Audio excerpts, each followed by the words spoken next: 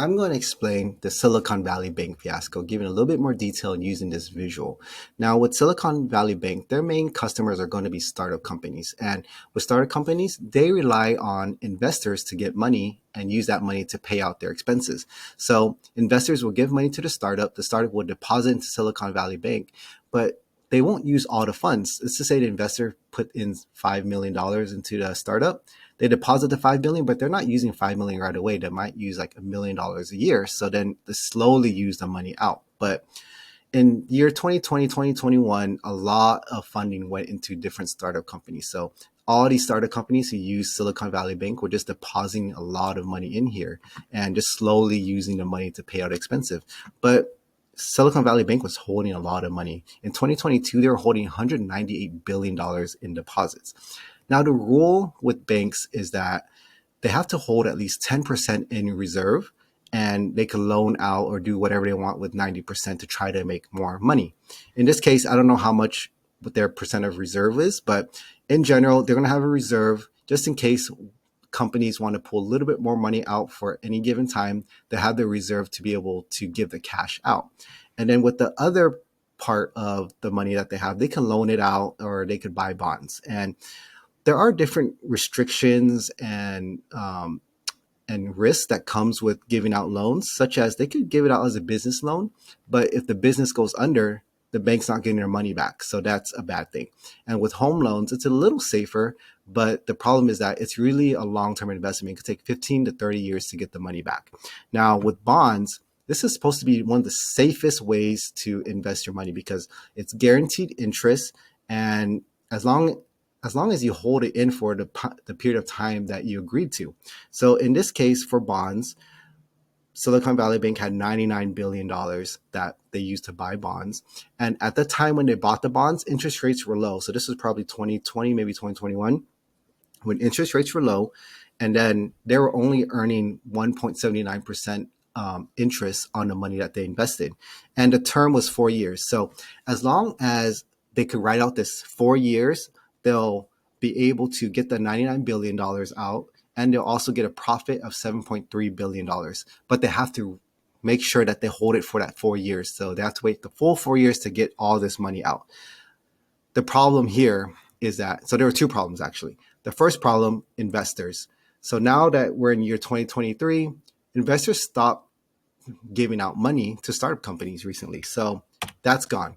The startups don't have money coming in, but they still have money going out to pay expenses. So these startups are just taking money out of their account, thinking that, okay, we have money, we're going to take it out. And it's coming out of this reserve part of Silicon Valley Bank. Now, this is starting to deplete because a lot of startup companies, no money coming in, but so much money going out. It's depleting, it's getting lower and lower. And now Silicon Valley Bank is freaking out saying, okay, what do we need to do to kind of put more money back into this reserve? So what did they have? They have these bonds that they bought, but it's not at the 4 year mark yet. It's probably only like 1 or 2 years. So what they're going to have to do is try to sell these. But the problem here is, and this is the second problem, is that interest rate has gone up since they first invested into this bond, meaning that if anyone were to buy a bond right now, a new bond, their earnings, their interest rate earnings are going to be higher than what Silicon Valley Bank has, meaning that let's just use $100 as an example. So this other investor, they have a choice. They could buy a new bond, earn 4%. So if they put $100 in after 3 years, they'll get $112 out. Or they could buy Silicon Valley Bank's bond, which is only earning 1.79. So of course, they're going to buy this new bond. But this other investor could say, well, how about I buy your bond for $90 from Silicon Valley Bank? So even though Silicon Valley Bank bought it for $100, this other investor could be like, well, I'm getting more money here, but to make it worth my while, I'll buy it from you for $90. That way, my $90, after 3 years, I'll get $105 from the earnings.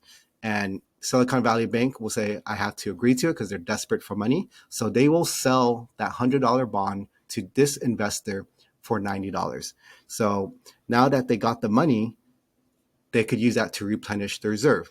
Now we're talking about big money here. Like $100 is just an example to keep it easy. But the reality is that Silicon Valley Bank sold $21 billion worth of bonds, meaning that they probably bought these bonds for $23 billion, meaning they took almost a $2 billion hit on selling these bonds. So because they took such a big loss, they took this $21 billion to try to fund their reserve. So 21 billion went to their reserve, and they said, okay, they know they took a loss of 2 billion. Let's try to raise more money by increasing our company stock and sell it out to the public. And then the whole public market was like, what's going on? Why did you sell your bonds? And then why are you trying to raise more money to make up for this loss? That means this sounds really bad. So big players in the tech field, big investors were telling their friends, family, colleagues that, hey, you need to get your money out of Silicon Valley Bank because it's not safe. There's something wrong over there. So this caused everyone to try to take their money out within the span of 2 days. They wanted to, so they didn't have the money. The Silicon Valley Bank didn't have the money because the reserve was already depleted, and it got so low that this is when the federal government stepped in and said, "Okay, stop.